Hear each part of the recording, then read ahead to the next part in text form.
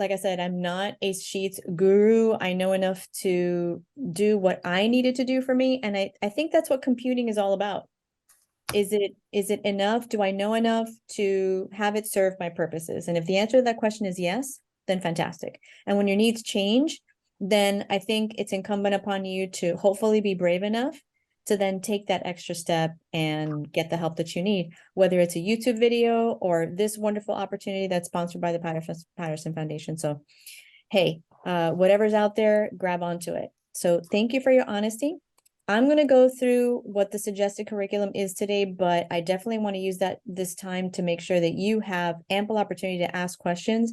Take over screen sharing if you want, and take us through whatever issues you've seen, or maybe you have something, on the ready that you want to bring up. But for now, we can go ahead and get started. I'm going to share our mock drive with us, and you also have access to this, by the way. It's in your TPF drive. It's been shared with you. But essentially, the relationship I want you to remember is that Drive is your springboard for all these amazing Google apps, and Sheets is just one of them. So Sheets, the application, is directly connected to your Drive. And so every sheet that you create is going to live in your Drive. And your Drive, remember, is like your file cabinet. That's the Drive that you access, that's attached to your Gmail address, to whatever Gmail address you happen to be using. I have like 5 of them. So I have 5 drives. So think about how you traditionally think of a tangible file cabinet, and that's associated with one location. This file cabinet next to me is associated with this office space in my home, but there may be another file cabinet location, or maybe a closet. That's another storage type facility, right? Maybe in a bedroom. So start to compartmentalize in your brain how all of that lives, and then start thinking of the individual things that we put into those file cabinets. Sheets may just be one of them. So remember that all of this is free to use. It's attached to your Gmail address. And whether you're thinking about maybe starting a budget, so I use spreadsheets for a few different things. I use it to track my time in TPF. So whenever I start working on TPF related things, I start my clock and I use a spreadsheet that's set that has 12 months on it to track my time, and whether it's by day, whatever it is, if I do multiple things in a day. So that is one way to use a spreadsheet. Maybe you want to start a budget. So I know that I've used it in the past to keep track of car payments, see how those go down. Lots of different things that you could do with them. I'm sure that in the transcourse of whether or not you start to grow and mature with other roles and maybe other jobs, that maybe you might have other things you need to do with spreadsheets, and hopefully you'll have those opportunities. But for now, like I said, just live in a place where whatever works for you, you know how to do. And don't beat yourself up over what you don't know, because there's never, ever going to be one person who knows everything there is to know. So let's start with that. All right, so I'm going to share my mock drive, and I'm going to keep my list open so that I know what I'm supposed to be sharing and what I'm supposed to be covering. So you all can do your homework and everybody walks away happy. All right, so let's go there. Here's the mock drive. Okay, you have access to this too, by the way. And this is really like a sandbox for us to kind of play around in without really impacting how other people do business within TPF. So it's kind of a cool space. And of course, you have your spreadsheets available to you right here using the plus folder, or so the plus icon, sorry about that. So you can start spreadsheets right here, and they'll live wherever you tell them to live. But if you click on the plus spreadsheet to start a new one, it's automatically going to get dumped into My Drive, because your My Drive is everything that you do, whether you've edited it or started it, originated it. These are all your documents, right? So I'm going to click on a new spreadsheet and I'm going to open it up. Yes, it's giving me the notification that it's being created in a shared folder, because the TPF Excellence Drive, the mock drive lives inside TPF's Excellence Drive. And that, as you can see here, is shared with me. So it's not something that I started. It's a It's literally like a file folder that somebody handed to me. Picture this hard copy, big fat folder that somebody handed to you. And I'm holding on to it in my file cabinet. I'm just holding on to it. This access can be revoked at any time because it's not mine. Somebody just lent it to me. I want you to think about that too. All right, so let's create this spreadsheet and it automatically opens it up. If you ever have any doubt as to where it is or who's seeing it, you always click on the share button up here at the top. So if you ever have any doubt as to who has the ability to see this, let me click on share. No one has access to this right now. It is private only to me. Oops. I guess it's taking a minute to think about that. Let's see what's happening here. I hope we're not going to have any internet issues. Usually on a Friday night, we're golden because who wants to be learning on a Friday night? Usually the internet is not being in demand on a Friday night. Okay, so it's prompting me to name it before I share it, which kind of makes sense, right? Why would you want to name? Why would you want to share something that has no name? Rookie mistake, Maribel. Let's do that first. All right, so I always have a naming convention in place for all of my documents. So I run my business in Google Workspace, and just to keep my sanity, I like to name a document always with the date that it originates, so that the minute that I open the file or when I see it in my list of files, I know when that document started, because it could be a document that's being built upon. Maybe this spreadsheet is going to be started today, but it's for work that's going to take place over the next year. So if we don't know when that started, maybe it's helpful to see it in the title. For me, it is, so I'm going to approach it that way. So today is officially March 1st, 24, Maribel. Okay, so March 1st, 2024, and we're going to call this test sheet 1. All right, I'm going to hit enter. And as I do that, it's already going to make sure that this is going to appear in my drive. Now, in case I have any doubt as to where it is, here's my current location. It's in the Tech Excellence mock drive. This is just a little icon that tells me to pop it open. So if I want to pop open the mock drive, it's going to look like this. So I don't need to take that extra step. Anyway, so, and I lost my test sheet. Here we go. All right, so back in the location, here's where it is. Let's leave that like that. Now we're ready to share it. So I'm going to go ahead and click share. At the moment, now you're probably thinking to yourself, well, wait a minute. You just created this. So why are all these people shared into it? Because I didn't see you share it with anybody. This is true. But remember that it originated in a shared folder. So when you have a folder that's not yours and you start a document in it, all the people who have those sharing privileges automatically get added to new things that are originated in that folder. We're going to talk about how to avoid that in a second, but for now, let's play in the share space. So all these people are shared into this folder, or sorry, into this spreadsheet. I'm going to add you all so that we can work on this together. And I'm going to add you all as editors. We'll talk about that in a second too. So Kara and Sandra Vega, here we go. Remember that you have privileges that you can assign to your viewers, commenters, and editors. Editors can do everything that you can do, including make changes in the document, and basically just add new information, right? So any type of change they can do. But then you have commenters. Commenters are people who can only add the little comment, and inside a spreadsheet, I'll show you what this looks like. Let me cancel this and get out of here so you can see what a comment is. In the same way that you comment into a document, you can add a comment to a spreadsheet by clicking on this little text box with a plus sign in it. And when you click on that, it's a comment, and you can flag somebody down by including the @ symbol and somebody's email, and that will automatically trigger an email to that person that you've inserted a comment with their name into this cell. And then once I do that, I can choose to further assign it to this person. So if I'm going to say, Sandra, please verify this is correct.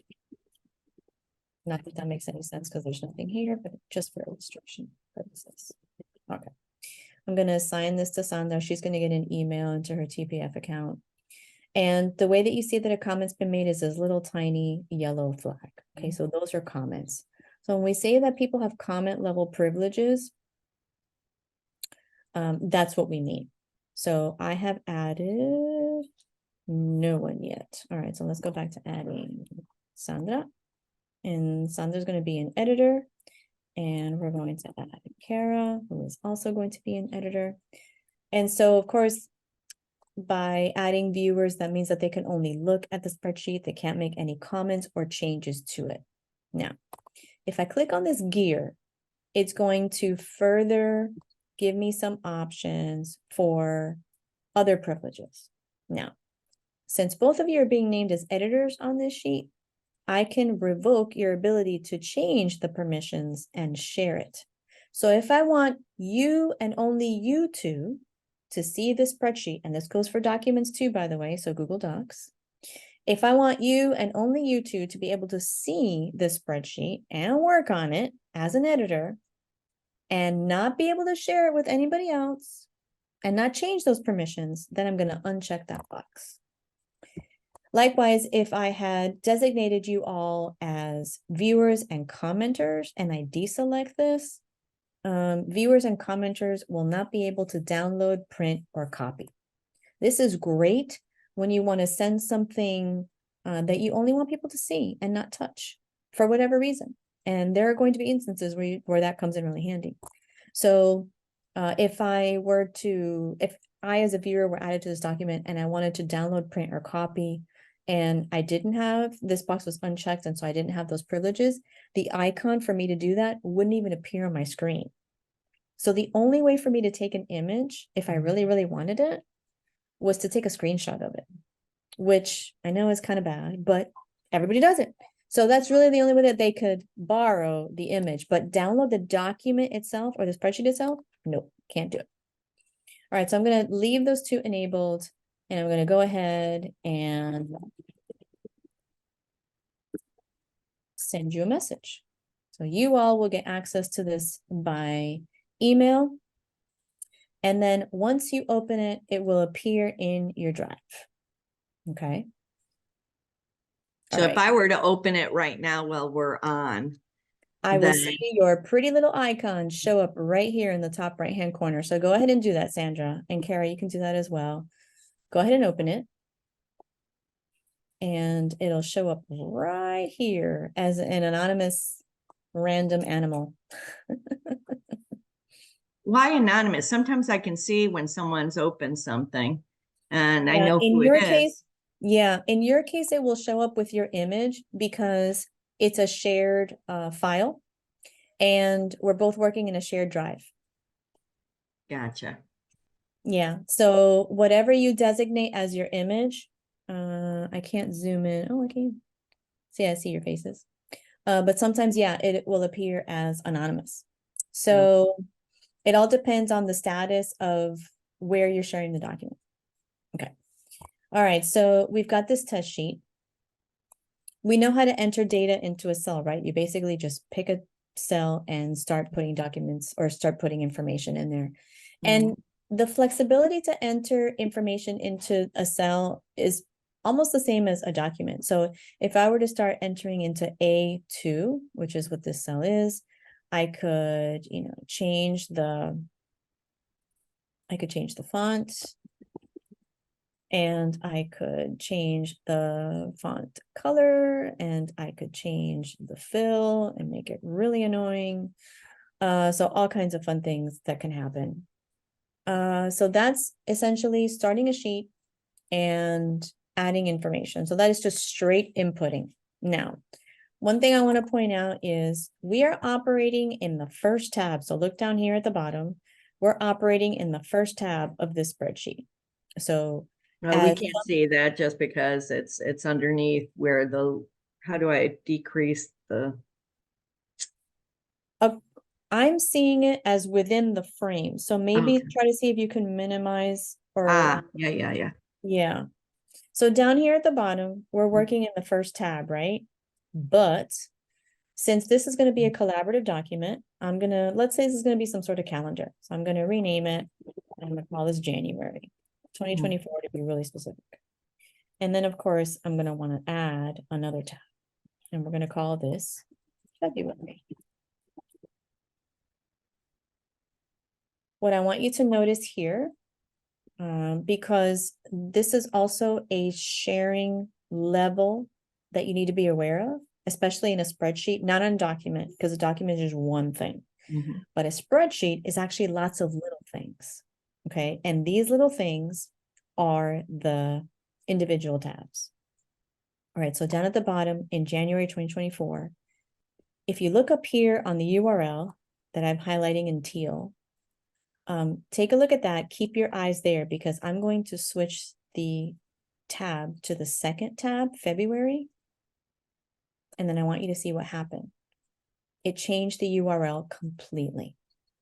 That's because each of these tabs in the spreadsheet has its own address. So you could literally share this particular tab in a spreadsheet, in a message, in an email, whatever. And that way, if you're specifically referencing something, they go right to where you need them to be. Not, because remember, spreadsheets are infinite, right? If I scroll all the way to the right, I'm going to hit Z, but I can totally add another column. So for example, if I go over here to Z and I right click and I say that I want to insert a column to the right, here we go again. And now it's going to repeat the consonants in double format all the way to Z. So this could potentially be infinite, just like down here too. So I could just keep scrolling. The numbers are infinite.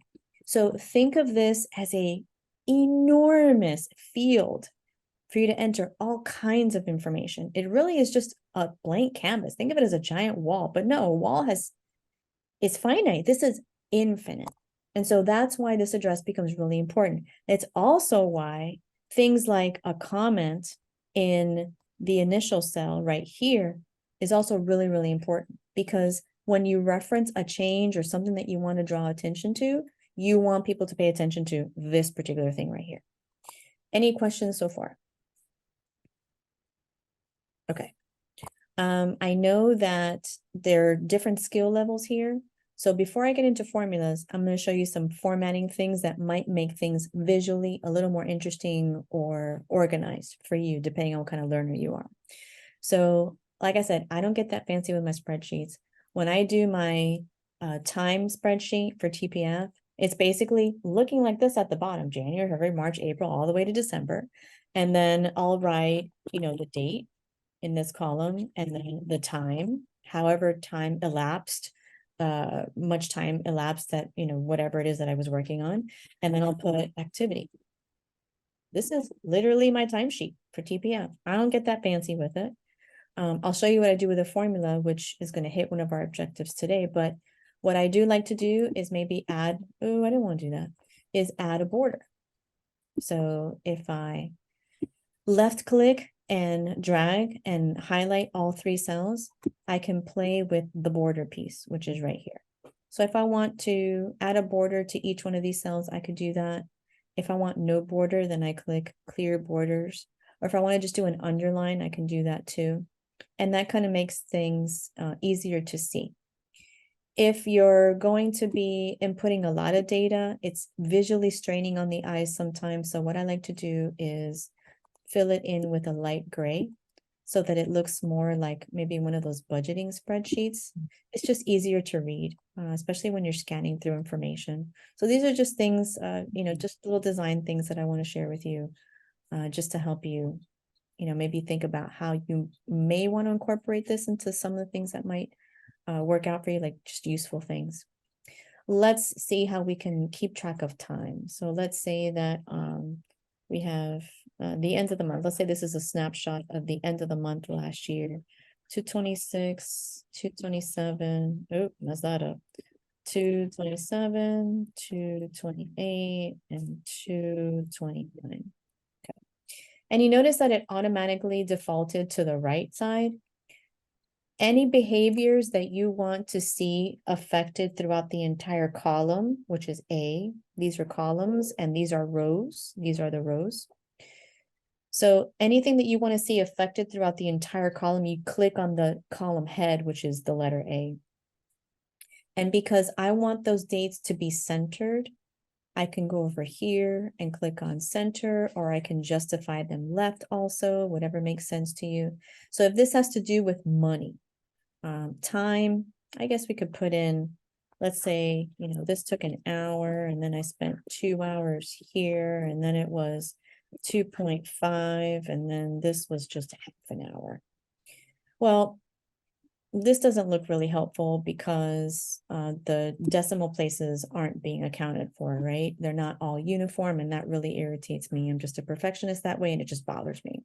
So what I do for money and dates and things like that, I go to decimal places, which is up here, and then I just increase the decimal place so that it makes the change. If I want to make the change automatically, then I just click on B and it'll do it for the whole cell, which is kind of nice. And then I can also ask it to center it for me just because it looks nicer. Same thing for activity, whatever it is that I, put in here. I'm just gonna write like random information. I don't even know. I'm gonna say drive, class, and I don't know, meeting. Okay, just to get something in there real quick. If I don't like where this is positioned, again, you can click on C, the column header, and then make that change. So things like money, time, you want to be able to quantify those, right? And what's the point of a spreadsheet if you're going to have to do all the math? You want it to do the math for you. So what you would do in this instance is set up a formula. Now, luckily, you have 2 ways to go about this. Well, 3 ways really. You can memorize formulas, and maybe you will eventually if you use them enough.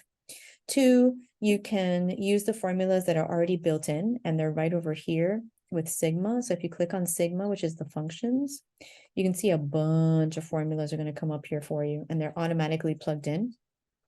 Or you can, if you want it here, let's say I want the total to be here. And I'm going to justify this to the right so that it's kind of together. Let's say that I want the total of all this time to be here in cell E1, then I would just go ahead and hit the equal sign. Okay.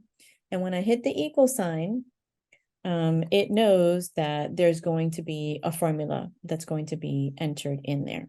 Now, how do I know the formula? Well, it's going to be a sum because I'm going to add all of these values, right? I wanted to keep track of all the time cumulatively and to display the sum in this particular cell, E1. So now I'm going to add the beginning value of where the sums begin, which is column B6. So cell B6, which is where I would start. B6. And then it says that I have to enter commas, but because there are so many, I'm going to go ahead and say, since I'm planning my time ahead of time, let's say this is the beginning of the month, right? I'm setting up this calendar for the whole time.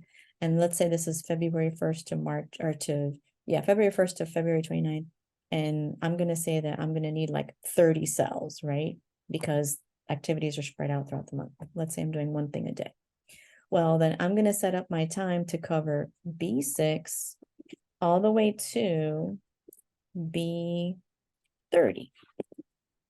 And so you see how it automatically highlights all of the columns, or sorry, all of the rows that are going to be incorporated into the sum that's going to be displayed as the total right here.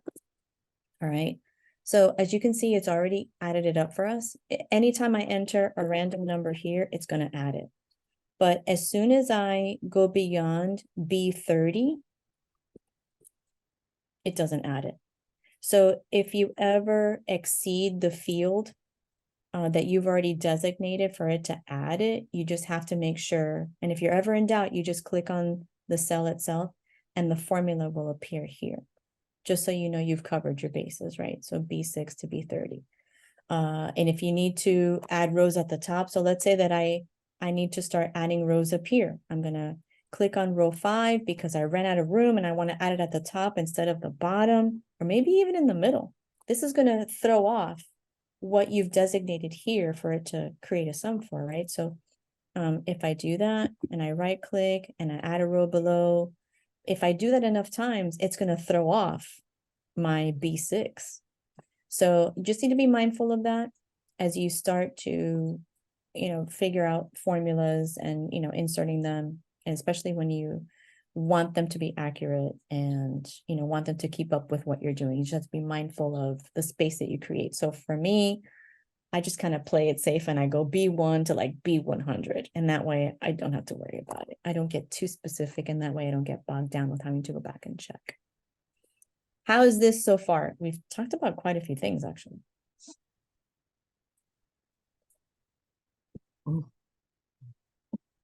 Kara, I think you have less experience with these. How is this so far? It's going well. I know, like with like the centering and the colors, that's all familiar because it's kind of similar to like a docs or a Yep. Word document. But as soon as you like opened up that formula page, I don't know if you saw my eyes. I was like, oh gosh. Whoa. Yeah, I don't Um, know what all those are either. but So, it's not as scary as I always thought it would be. Like you showing me that, that's pretty self-explanatory. So and it's by just the doing way, yeah. And by the way, if you click on Sigma and you get your functions, it. and let's say you click on, sum, right? Well, that's the easy one. Let's click on something else. Let's see. Trying to think of something that we could use. I don't use any of these, you guys, like ever. So I'm trying to think of one that might work. I know there's a minus one. Where's minus? It's not even here. I don't even see it.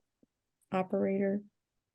Yeah, I don't use any of these. Oh, there's Right multiply. there. Oh, there Minus. it is. Minus. All right. The difference between two numbers. Perfect.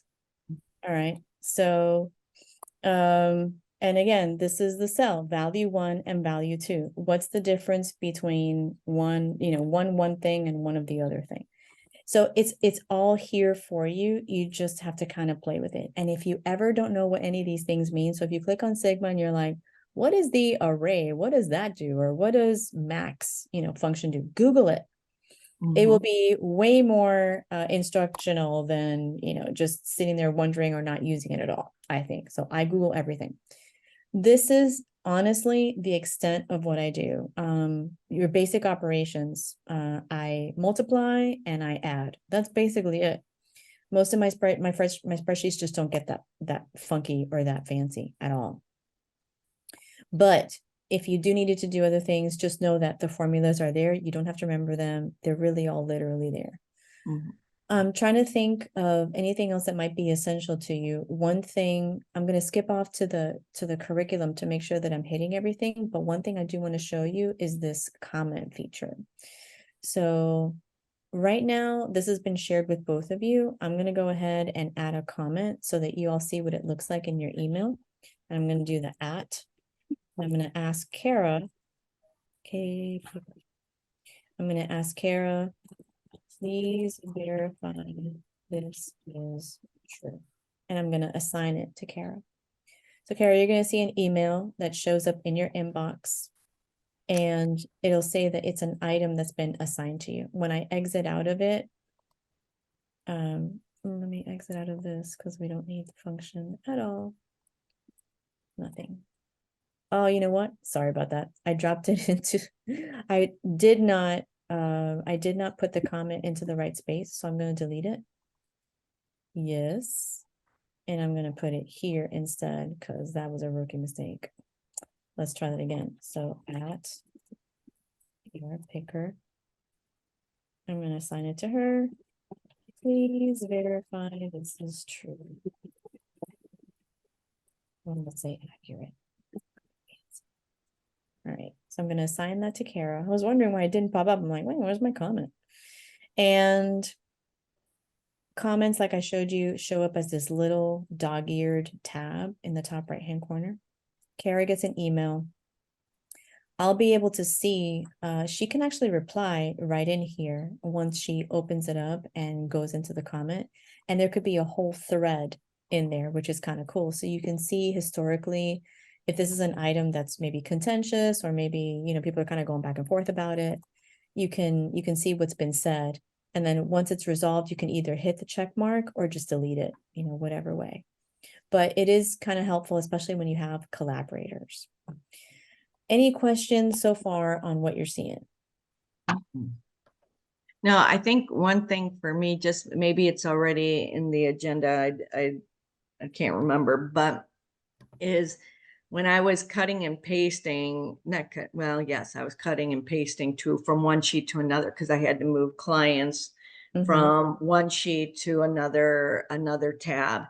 And at one point when I tried to move the thing that said February 2024, kind of like a little header within the sheet on one of the rows that was on one sheet, I wanted to copy it rather and put it into another sheet just so that people knew February started right there again, because it was January, February. So I wanted to make sure I could show you. But anyway, it would tell me that there was an issue because of the merged cells, even though I've done it before and it wasn't an issue, but for some reason it was giving me an issue about merged cells. And I'm like, oh, so I Depending had to on go ahead. where it is, yeah. So maybe that's it. Because It I throws off had the to cut and formatting. paste thing then. It throws off the formatting. Sometimes I've seen where that happens too. So Caro, she's talking about merging cells is putting two things together, just like in a document in a table.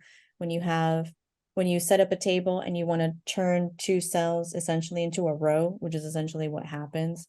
So if I wanted to merge these two cells, the function for that is up here in this little icon. Select merge type. I can either merge horizontally or merge vertically. It's going to be a horizontal merge, but it won't let me do it because, well, it will let me do it, but then it's going to really screw up the formatting.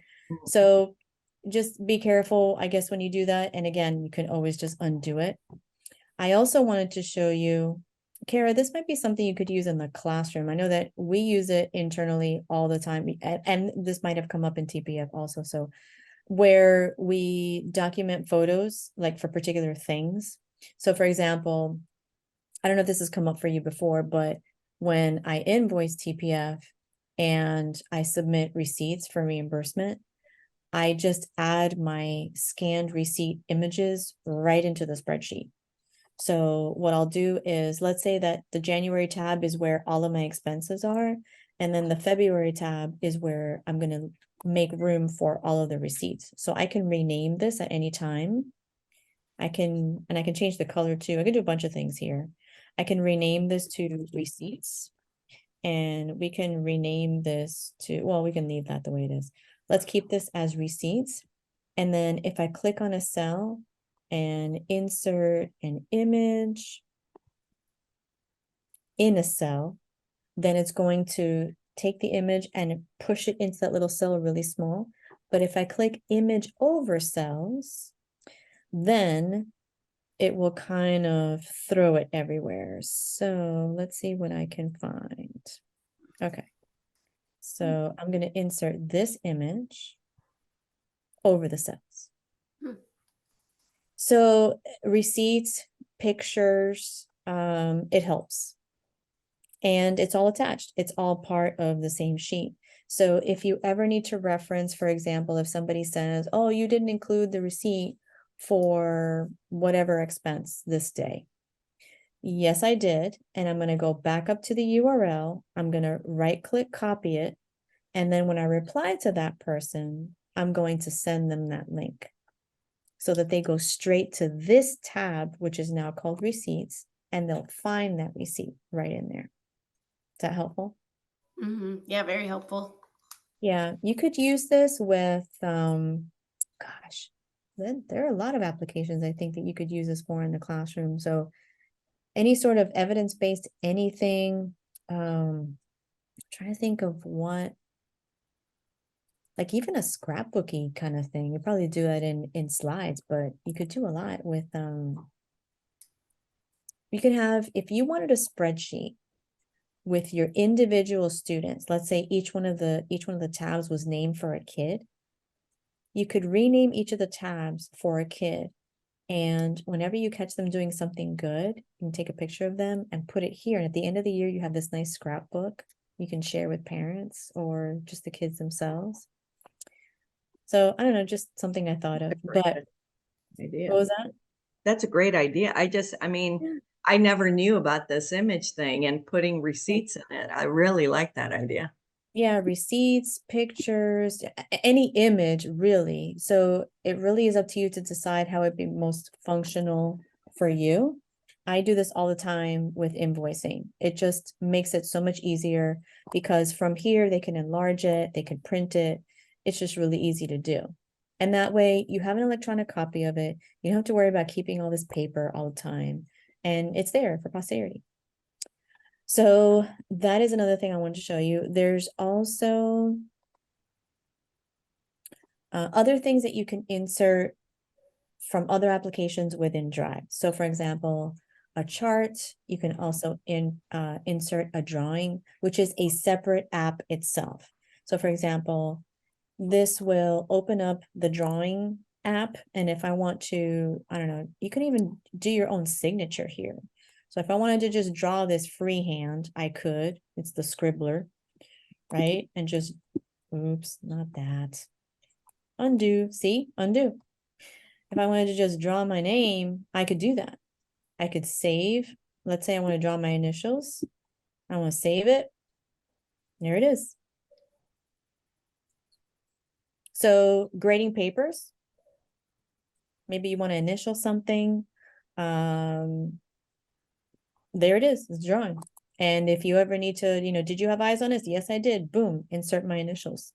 So the insert menu is pretty handy when it comes to that stuff. And that's basically all I do with it. I think one of the other functions that I want to show you is well, it's a little advanced, but I kind of find it useful. Let me see if we can get away with this. This is really the data validation piece, but let me see if there's anything else I want to show you. Oh, no, wait, let's cover this first. Yeah, because this is important. Okay, so let me go back to the January tab. All right, so sometimes when you enter information into a cell, it's too big for the cell, right? So let's say,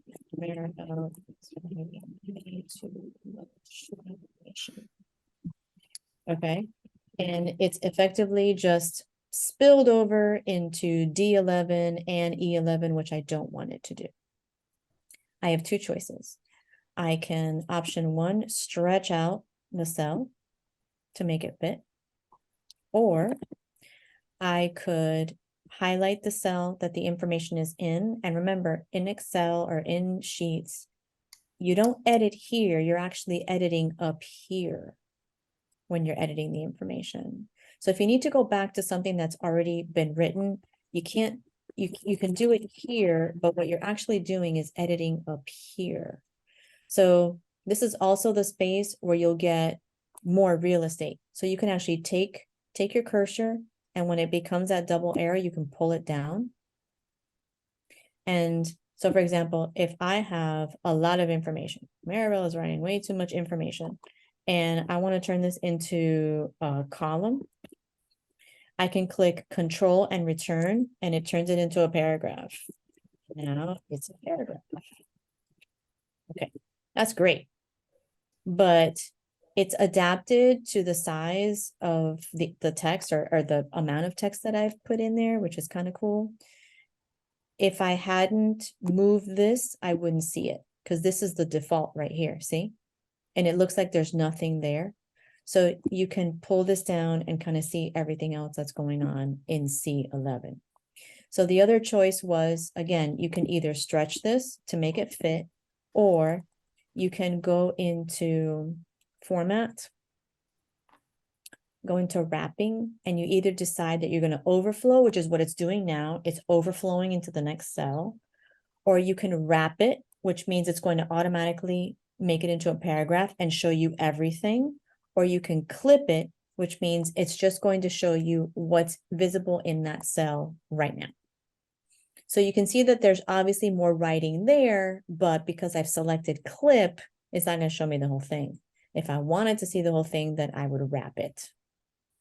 And then that's what it does because the cell is not wide enough. And that's how I fixed that problem, by just stretching the column out a little bit.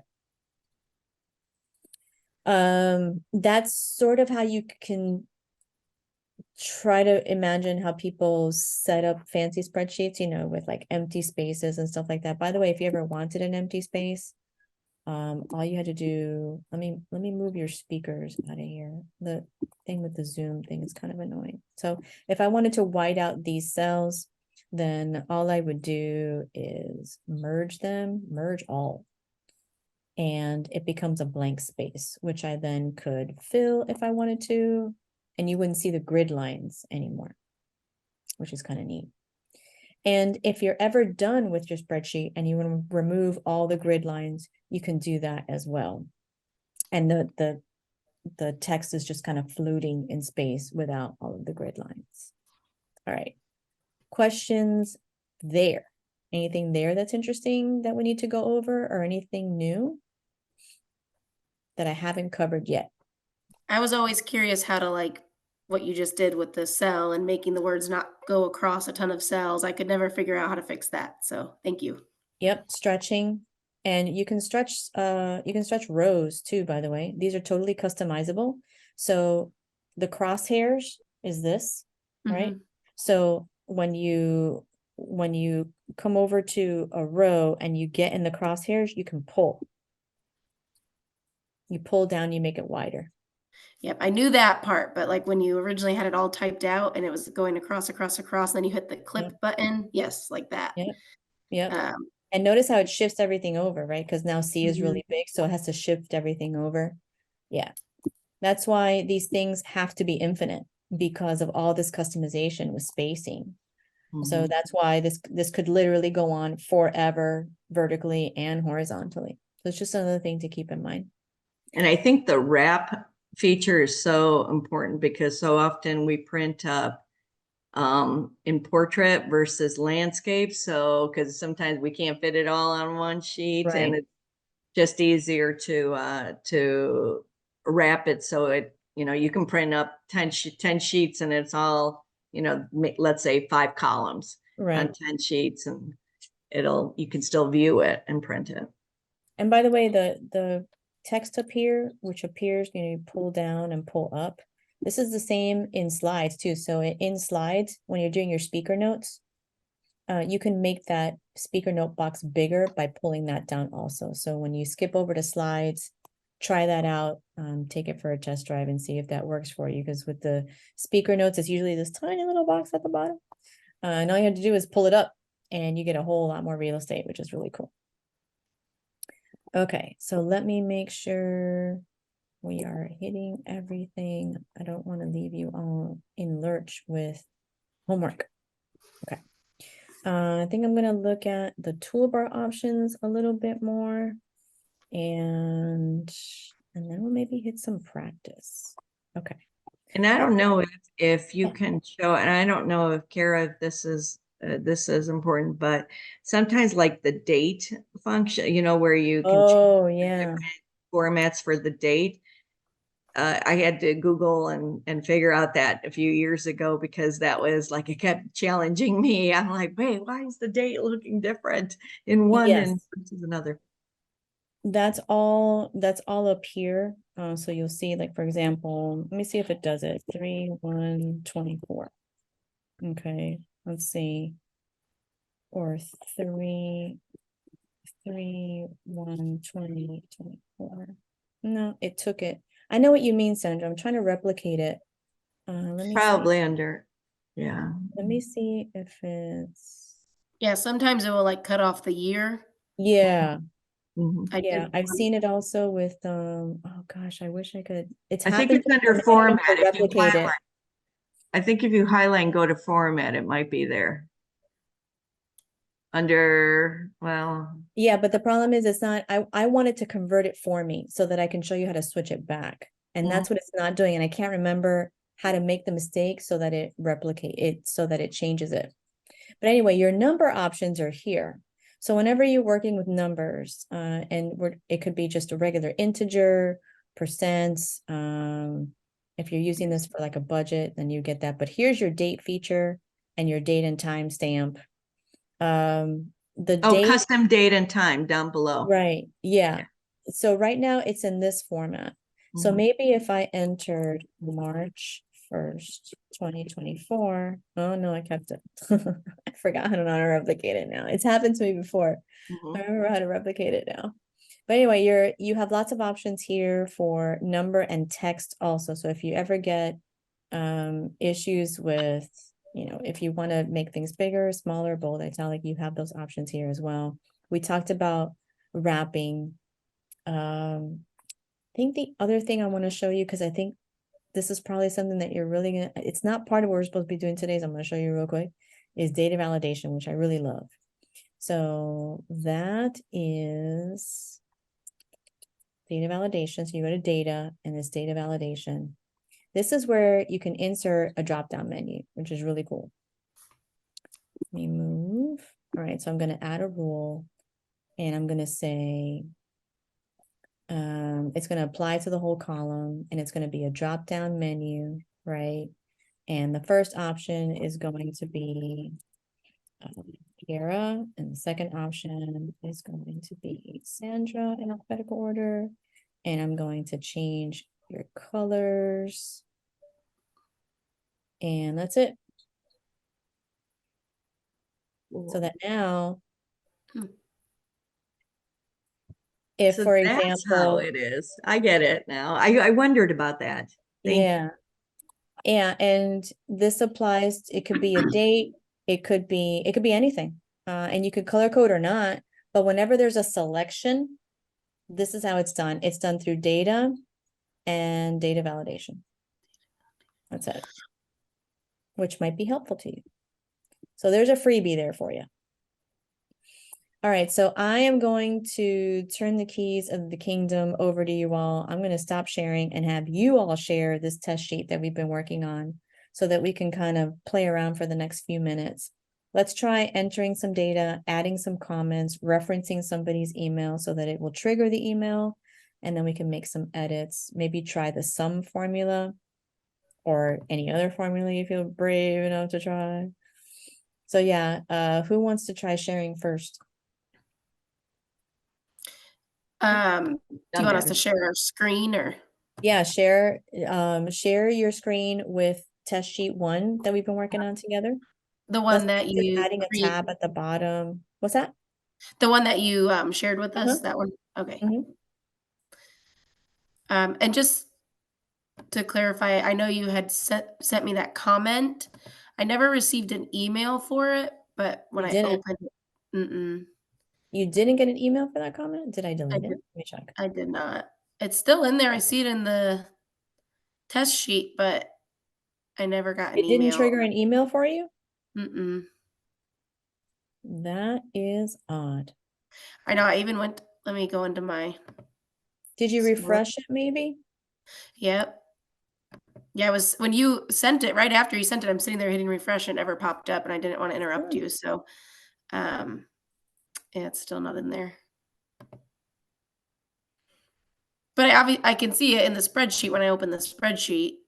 Yeah, but it's when you do the it's automatically supposed to generate an email, especially when you assigned it. Like it says, Yeah, I it didn't to assigned it me you. either. Now that you mention it. Let me assign this to Sandra.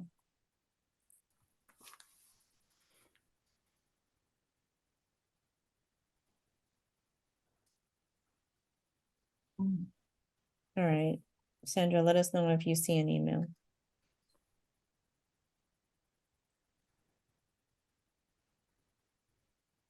No, I'll look at No, all just in case. it should definitely have generated an email. The only thing I can think of is that it's a permission thing because it's a shared drive, but it shouldn't be. I've never heard of that.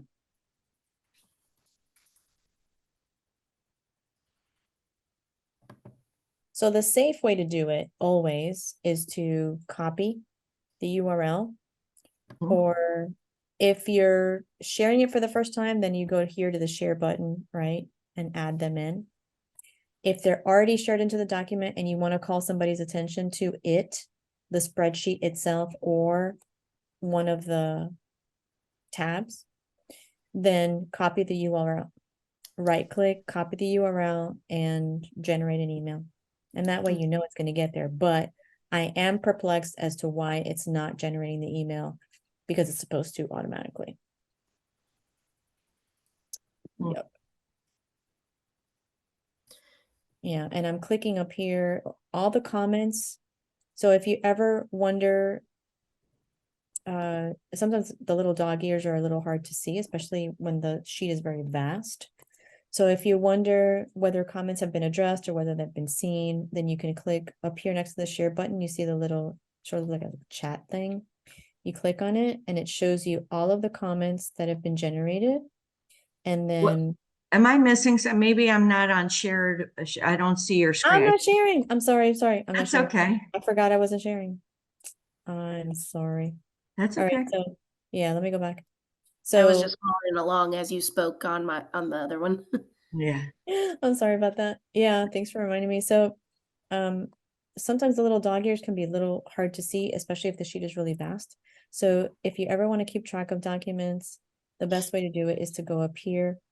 This shows all the comments and then the ones that were only meant for you. So I don't have any comments that have been addressed specifically to me, but here are all the comments that have been inserted. And the cool thing is that it tells you where it is. This one's in C7, this one's in C6, and this one's in A1, which is cool. And then if there were a thread, so for example, if Sandra, you would have replied, then it would be here. You would see the whole conversation thread, which is cool. Cool. All right, so now I'm really gonna stop sharing. And Kara or Sandra, you go ahead. We've got about 15, roughly 15 minutes or so. Mhm. And I'll steal 2 from you just to share the homework and to let you go on time. So Okay. let's call it 13 minutes. I can go ahead and share and then tell me what you want me to.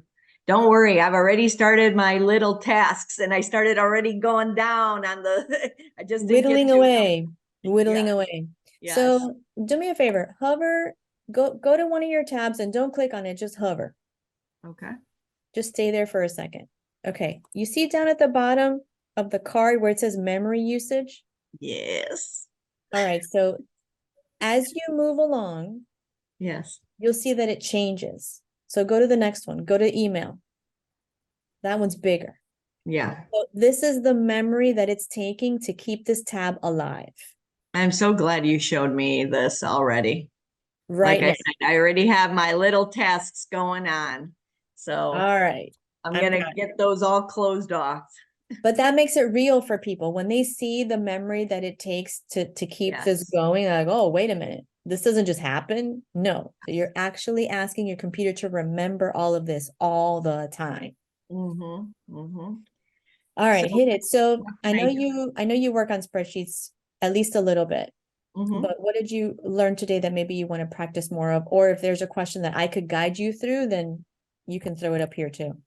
Well, just, I mean, for me, one of the things that I didn't know about, like signing my name, the drawing, that was something I know that was kind of like an extra thing, but it was good. I didn't know what a scribbler was. So that was good. Inserting images.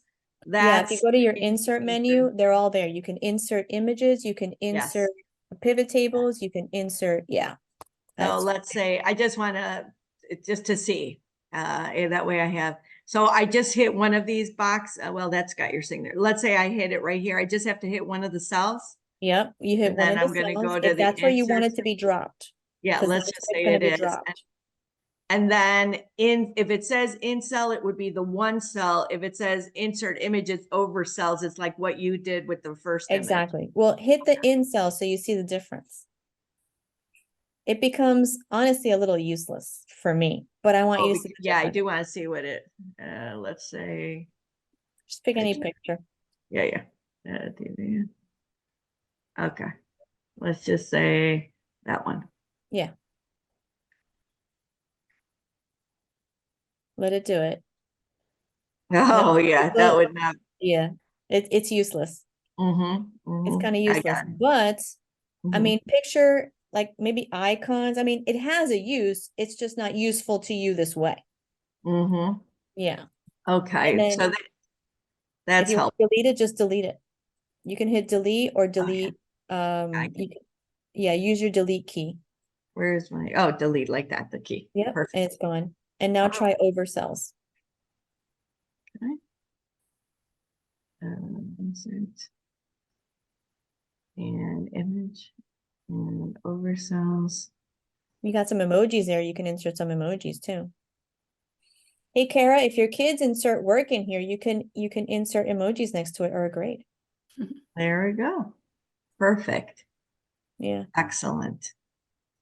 And there it Well, is. So mhm. it's one more way to maybe keep track of specific events, one more Mhm. place that you can associate specific images with an event. Gotcha. It And really that, is up to you to kind of figure out what makes sense. and the other thing was the data for me. That was The the data validation, data. I did want to try that. So data, then I'm going to data go data validation. validation. You got to pick a column though. This. Yeah. And then I'm going to All right. I add, just want to point out one thing yes, before you do this. Since you chose G27, yes, the rule is only going to apply to G27. good to know. So if I wanted it to go to these three columns, or Add would the rule. or would I merge and then, You could merge. okay. You could define it when you add the rule. So click on adding the rule Where do I go add the rule? all the way Oh, to the add the right. rule right here, you mean? Okay, And then you see how it tells you up there, apply to a range. yes. Okay, so you already pre-selected But I age could have 23 to done, age 28. and You could it'll, change that to whatever you want. and then it added one more. Okay, I got it. And then I can do the options and add whether it's you and, Yeah, this could be, so we do this all the time with months of the year. So when we do, like, for example, we have our Digital Navigator Working Group meeting next week. When people sign in, they will pre-select from this drop-down menu what cohort they belong to, 1, 2, or 3. oh, but it didn't do it. So I must have done something It wrong. did. No, it did. Did it? Oh, yay. Yeah. I was thinking And, I did and because I click on didn't the see it. pencil. Click on the pencil. That's your editing feature. Yep. And then that will automatically open that up again. Okay. Okay. And then if you ever change your mind, you can remove the rule down there. See where it says done? Yeah, you can remove it. Uh-huh. It's like it never happened. Yay. And Excellent. data validation, I find very useful. And lastly, can I try comment and then maybe we'll see Yeah, if you get it drop a because comment. you created this. Yeah, So drop a comment and add me in because I'm really upset about why it is that it's not triggering an email. let's just go into here. That's what I was curious to try and send you a Yes. comment and see if it comes through to you. Yeah. So you said we have to do an @ sign. Yeah, at, What yep, is- there me, that's me. and Assign then it to me check this out and assign it and and assign it. All right. See, it says it's assigned. All right, so let me see if I'm getting an email.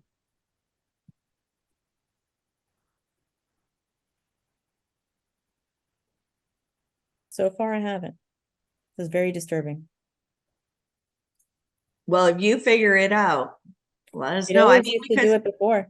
It yeah, always so did it maybe what before. I would typically do is just like you say, highlight and and tell someone to check out the comment. Just know that I left you a comment. Yeah, but it's pointless. I mean, the whole thing is that starts a thread right in there.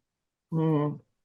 And if internally something's not happening, I don't think it's anything we're doing wrong. There's nothing that I'm doing different. I think it just might be a function issue that's, on Google's side. I've rarely encountered these, but who knows? But yeah, it's supposed to happen. I still haven't gotten anything. Do But you that is, see? in theory, what is supposed to happen. However, we could chat on the sheet right now. So open up a comment. Yeah. Oh, I just did. Sorry. Go ahead. Open up a Oh, open comment. up one that's already there. It Yes. doesn't matter. It doesn't matter. Okay. Yeah. Reference me. Oh, actually, I'm gonna go into the sheet anyway, so you can see the comment. Did it go away? No, here it is. Assigned to me. Okay, so I'm going to reply at Sandra.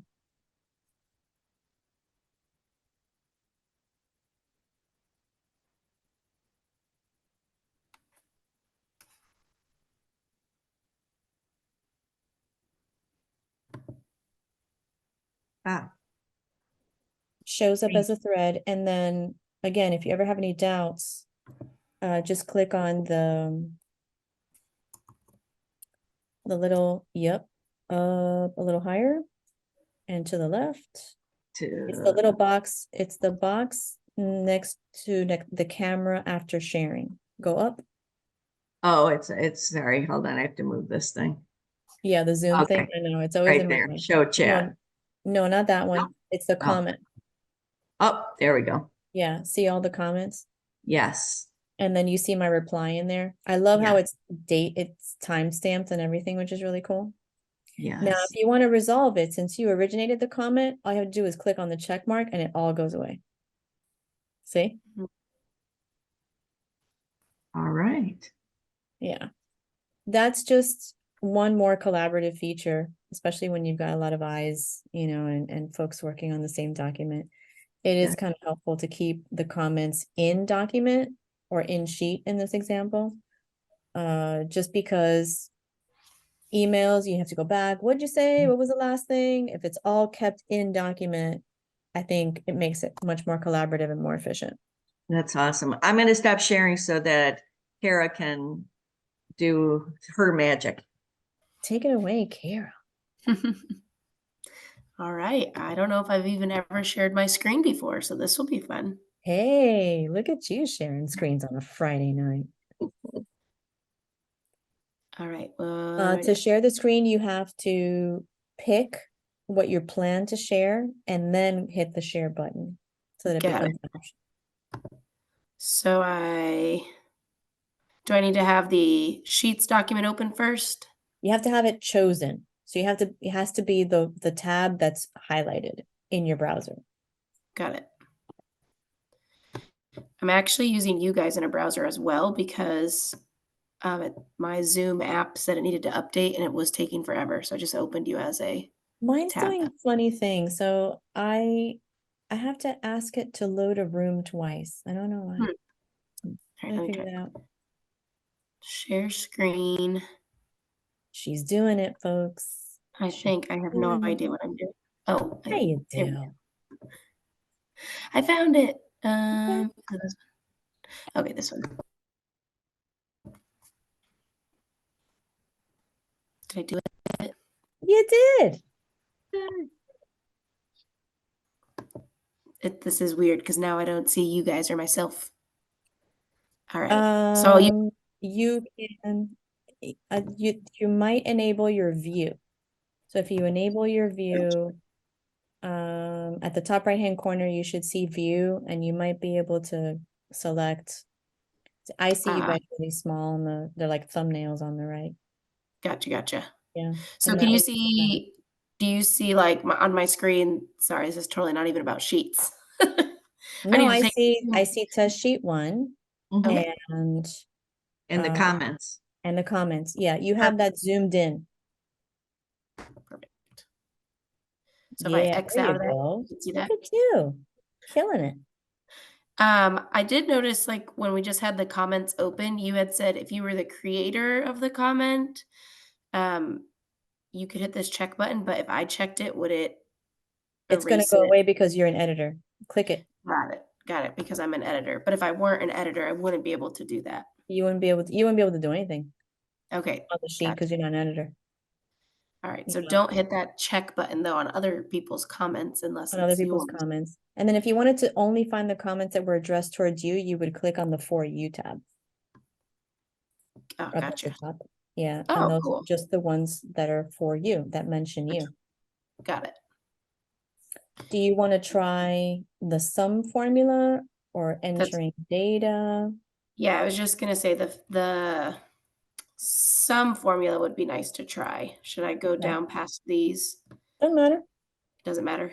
Doesn't matter. We can go back up to the top and then we'll just Yeah, so do another total in D2. So do D2 and E2 and make it your total. All right. Do I need to type total here? Yeah, type total, sum, whatever then- makes sense to you. And Okay. then there, just hit the equal sign. Cool sign. And start typing the word sum. Oh, There it is. okay. It So you can automatically, type it or go over to, exactly. got it. Once you type in an equal sign, it knows that you're gonna be summoning a formula. Okay. Yep. And then it just prompts you, what am I adding? Got it. So I'd have to put like B5 or B8. Yeah, let's say that whole range. Right now it's B6 to B10. Those are the Okay. only rows that have values in it. So should I try like B11 to another number or? No, because it'll be 0. There's nothing in those fields. Got it. I would have to put numbers in those fields. Exactly. But keep that in mind when you're setting up blank sheets that will be populated with data, right? Mhm. So if you know you're going to have, like I do when I set up my timesheet, it's going to be 1 to 100 because I don't want to mess with running out of space, not incorporating a piece of data into the sum. Yeah. Gotcha. And then before you hit enter, it shows you this is the starting point and this is the ending point. And if you ever need to edit it, all you got to do is go right back up there to the function line, see where it says equal sum, and just change it. Oh, right here. Yep, right up there. So change Okay. the ending one to like B whatever, B25. And then you'll see that it shows you B25 at the bottom. If you scroll down, it'll show you the ending color is B25. And I think you exited out already, so it didn't incorporate it. Oh, go back. Yeah, no, it worked. It's just there are no values, so it's not going to change anything. Got it. And then So why, when to I make hit, sure you did it right, enter Mhm. enter a number into B8. Okay. And if this is B 6 and 25 and it's only showing 1, did it Let's see. only calculate for B6 right here? Uh-huh. Yeah, you need to go back up to, yeah. Am I supposed to put a dash here, not a comma? No, delete it and put a colon. Colon. So a comma is if I'm just adding two specific ones, and a Right. colon if I'm going through. All of them. Yeah, Okay, you'll see the difference now. Oh, that wasn't a colon. There you go. See how it highlights the whole thing? Yeah, that's cool. That's good to know. So now enter a value in B8.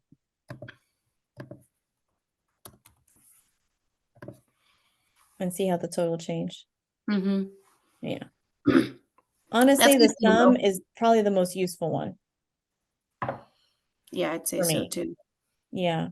And I think, you know what, if you were to do GPAs, any sort of average, there's one for that too. I think it's called average actually, and it's in your functions. It's in your sigma. Okay. Yeah, see, like right now I keep my kids' grades all on paper and I do it by Mhm. hand. That's just what I've done always. And Do then when you I do their really? app, yeah. You don't use And then when gradebook software? I have nope, I don't. It's all Oh, friend, I remember those days. I don't know. I just can't get over it. Like this is you can't even I'm trying to show you, but No, you're no, I seeing my can see it. screen. Yeah, we can see it. Literally like, okay, test 1, test 2, test 3. And then at Yep. the end of the quarter I do their averages.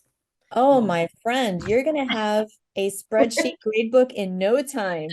I know it's gonna be amazing. It really is. It's gonna change your life The quarter ends in 2 weeks, so I'll start fresh with quarter 4 for and the I'll give new the quarter, right? Well, if spreadsheet a you shot. need help, you know that you can sign up for a one-to-one. We can set up your gradebook. Yeah, that would be great. You can do that. And with Sarah that, is a rock star. I tell you what, look at this. Our time is up. We've got to share the homework, which is the quiz. And then you're going to be working on a situation around this book is cool. Using sheets, create a volunteer schedule for a full day, 9 to 3 p.m. for the 5 new volunteers. The schedule must include a title, border, colors, the day of the week, the names of the volunteers, and their different volunteer positions. All of that stuff we covered today, so that should be no problem. But if you do have any questions, you can always ping me back and we can go over anything that needs retouching. So for now, I'm going to bid you a wonderful weekend.